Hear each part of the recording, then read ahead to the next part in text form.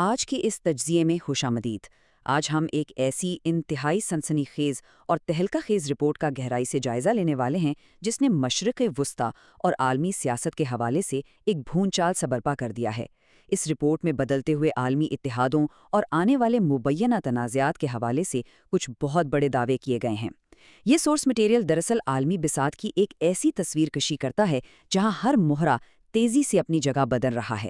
ہمارا مقصد یہاں کسی کی سائیڈ لینا نہیں ہے، بلکہ ان دعووں کو غیر جانبدارانہ انداز میں سمجھنا ہے تاکہ اس پیچیدہ صورتحال کی تہہ تک پہنچا جا سکے۔ تو سب سے پہلا اور بڑا سوال جو فوراً ذہن میں آتا ہے وہ یہ ہے کہ کیا واقعی ایک نئی عالمی پراکسی جنگ چھڑنے والی ہے؟ کیونکہ ذرائع نے ایک انتہائی چونکا دینے والا دعویٰ پیش کیا ہے۔ ان کا کہنا ہے کہ موجودہ جنگ بندی کو توڑنے کا ایک خفیہ منصوبہ دراصل پس پیدا تیار ہو رہا ہے، جو عالمی سپر پاورز کو ایک بہت بڑی پراکسی جنگ میں دھکیل سکتا ہے۔ کیا واقعی ایسا ہونے جا رہا ہے؟ یہی وہ بنیادی نقطہ ہے جس پر یہ پوری رپورٹ گھومتی ہے۔ اس ساری صورتحال کو ذرا ترتیب سے سمجھنے کی کوشش کرتے ہیں۔ سب سے پہلے ہم اس مبینہ جنگی منصوبے پر بات کریں گے، پھر حالیہ سفارتی سرگرمیوں کا جائزہ لیں گے۔ اس کے بعد ابھرتے ہوئے مشرقی اتحاد، امریکی فوج کے اندرونی بحران اور آخر میں اس پراکسی جنگ کے عالمی مقاصد پر نظر ڈالیں گے۔ تو چلیے سب سے پہلے اس رپورٹ کے پہلے حصے کی طرف چلتے ہیں، یعنی وہ مبینہ جنگی منصوبہ جس کی بنیاد پر یہ سارے دعوے کیے جا رہے ہیں۔ دیکھیں، ذرائع کا دعویٰ بڑا سیدھا لیکن حیران کن ہے۔ ان کے مطابق اس وقت جو ایک غیر محدود سیز فائر یا جنگ بندی نظر آ رہی ہے، اس کے پیچھے مبینہ طور پر کوئی نیک ارادے نہیں ہیں۔ رپورٹ یہ دعویٰ کرتی ہے کہ اس بظاہر پرسکون فضا کی آڑ میں جنگ بندی کو توڑ پر ایران پر ایک نیا اور بہت بڑا حملہ کرنے کا خفیہ منصوبہ تیار کیا جا رہا ہے۔ یعنی دکھانے کے لیے امن ہے، لیکن پس پردہ مبینہ طور پر جنگ کی تیاریاں عروج پر ہیں۔ اب ظاہر ہے جب اتنے بڑے منصوبے بن رہے ہوں تو سفارتی سرگرمیاں کیسے خاموش رہ سکتی ہیں؟ تو ہمارا دوسرا حصہ اسی سفارتی دوڑ دھوپ اور ہنگامی ملاقاتوں کے گرد گھومتا ہے۔ پچھلے 21 دنوں میں جو کچھ مبینہ طور پر ہوا ہے وہ کسی سسپینس فلم سے کم نہیں۔ رپورٹ کے مطابق روسی انٹیلیجنس نے امریکہ اور اسرائیل کے ان حملوں کا سراغ لگا لیا، اور پھر بات صرف یہاں تک رکی نہیں۔ ماسکو میں ایک انتہائی غیر روایتی ملاقات ہوتی ہے جہاں روسی صدر اور انٹیلیجنس ایجنسی GRU کے چیف ایرانی وزیر خارجہ کو مبینہ طور پر ان حملوں کی ایک مکمل تحریری فائل پیش کرتے ہیں، اور اس کے فوراً بعد کرغستان اور بیلاروس میں دفاعی حکام کی جو ہنگامی ملاقاتیں ہوئیں وہ اس ساری صورتحال کی سنگینی کو مزید واضح کر دیتی ہیں۔ اب سوال یہ پیدا ہوتا ہے کہ اس ساری سفارتی دوڑ دھوپ کا آخر نتیجہ کیا نکلا؟ ذرائع بتاتے ہیں کہ ایرانی نائب وزیر دفاع رضا طلائی نے روس اور اس کے اتحادی ملک بیلاروس سے مکمل فوجی تعاون کی یقین دہانی حاصل کر لی ہے۔ یہ بات اس لیے بھی اہم ہے کیونکہ ایران کے پچھلے وزیر دفاع حالیہ تنازعات میں جان کی بازی ہار چکے تھے، تو نئی قیادت نے فوراً حرکت میں آتے ہوئے ان ملاقاتوں کے ذریعے اپنے دفاع اور ہتھیاروں کی فراہمی کے لیے بڑے اور اہم وعدے حاصل کر لیے ہیں۔ اور یہیں سے ایک نیا موڑ آتا ہے جو ہمیں ہمارے تیسرے حصے، یعنی ایک ابھرتے ہوئے مشرقی اتحاد اور ایک نئے عالمی بلاک کی طرف لے جاتا ہے۔ سورس کا ماننا ہے کہ اب یہ محض کوئی چھوٹا موٹا علاقائی تنازع نہیں رہا، بلکہ دنیا واضح طور پر دو بڑے عالمی دھڑوں میں بٹ چکی ہے۔ ایک طرف مغربی بلاک کھڑا ہے جس میں امریکہ، اسرائیل اور یورپ شامل ہیں، اور ان کے بالکل مد مقابل اب مشرقی اتحاد ہے جہاں روس، چین اور ایران ایک ساتھ نظر آ رہے ہیں۔ رپورٹ کے مطابق یہ صورتحال اب ایک مکمل پراکسی جنگ کی شکل اختیار کر چکی ہے۔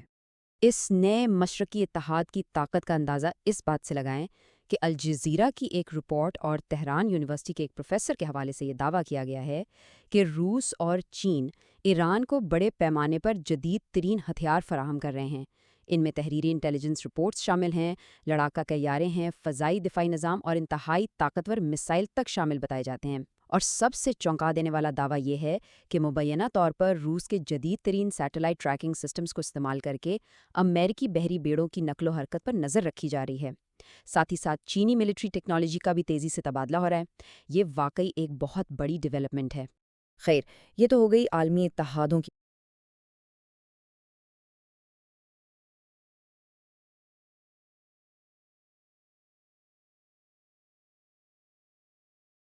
بات۔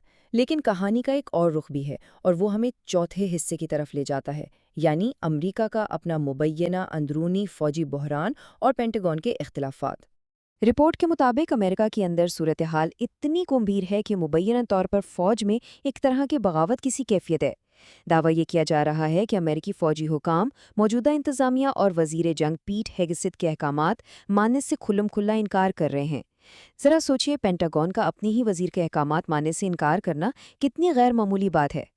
یہاں تک کہ ریپبلکن سینیٹرز بھی شدید عدم اطمینان کا اظہار کر رہے ہیں اور ان کا ماننا ہے کہ وزیر جنگ کے فیصلے پارٹی اور فوج دونوں کو شدید نقصان پہنچا رہے ہیں۔ اور اس اندرونی افراتفری کے اثرات مبینہ طور پر بہت سنگین بتائے جا رہے ہیں۔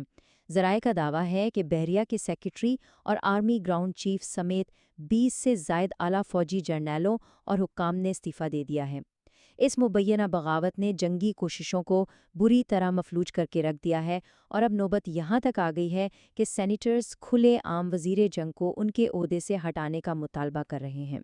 اس اندرونی اختلاف کی گہرائی کا اندازہ اس بات سے لگایا جا سکتا ہے کہ امریکی نائب صدر جے ڈی وینس نے مبینہ طور پر پینٹاگون سے بہت سخت سوالات کیے ہیں۔ رپورٹ کے مطابق ان کی تشویش یہ ہے کہ امریکی ہتھیاروں کے ذخائر کو اتنی بے دردی سے آخر کیوں استعمال کیا جا رہا ہے اور مستقبل کے ممکنہ دشمنوں کا مقابلہ کرنے کے لیے ان کے پاس کیا بچا ہے۔ یہ واقعی ایک بہت اہم نقطہ ہے، کیونکہ اگر دنیا کی سب سے بڑی فوجی طاقت کو اپنے ہی ہتھیاروں کی کمی کا خدشہ لاحق ہو جائے تو اس سے عالمی سلامتی کا پورا توازن ہی بدل سکتا ہے۔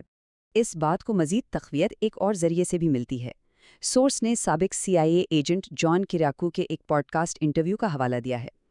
ان کا مبینہ دعویٰ ہے کہ امریکی انتظامیہ بیرونی دباؤ اور خاص طور پر اسرائیل کے زیر اثر کام کر رہی ہے۔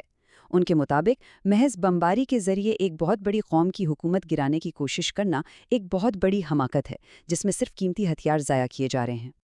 اور جب وہ ایک بہت بڑی قوم کی بات کرتے ہیں تو ان کا اشارہ 9 کروڑ کے ہندسے کی طرف ہے۔ 9 کروڑ!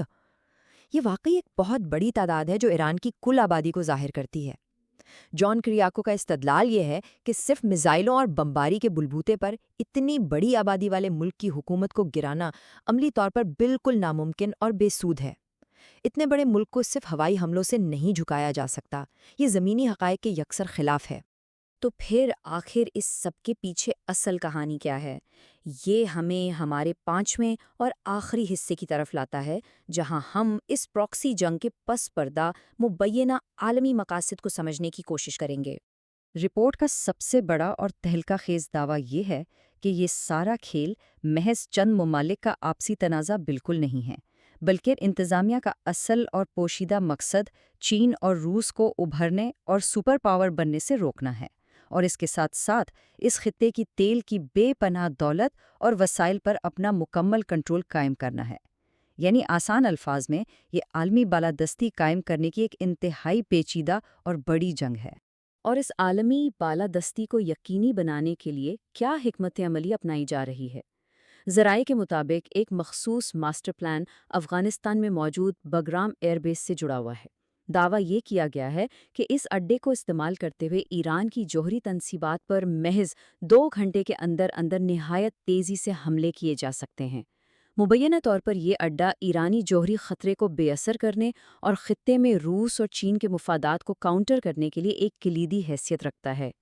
تو آخر میں سب سے اہم سوال جو ہم سب کو سوچنا چاہیے وہ یہ ہے کہ یہ مبینہ انٹیلیجنس لیکس، تیزی سے ابھرتے ہوئے یہ نئے عالمی اتحاد اور دنیا کی سب سے بڑی طاقت کے اندرونی بحران آخر ہمیں کس نیج پر لے جا رہے ہیں؟